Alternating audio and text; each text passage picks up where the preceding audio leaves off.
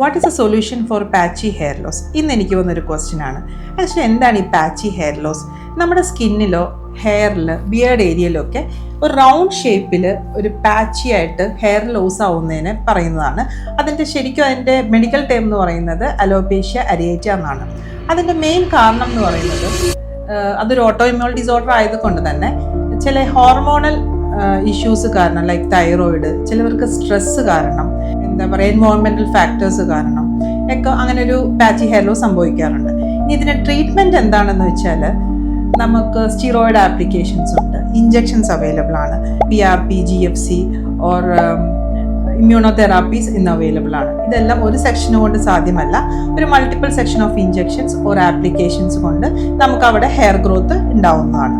അപ്പോൾ ഇങ്ങനെയുള്ളൊരു പാച്ചി hair loss കാരണം ആരെങ്കിലും ബുദ്ധിമുട്ടുണ്ടെങ്കിൽ ഒന്നുകൊണ്ട് പേടിക്കേണ്ട ആവശ്യമില്ല. നമുക്കിപ്പോൾ അതിനൊക്കെ ട്രീറ്റ്മെൻറ്റ്സ് അവൈലബിൾ ആണ്.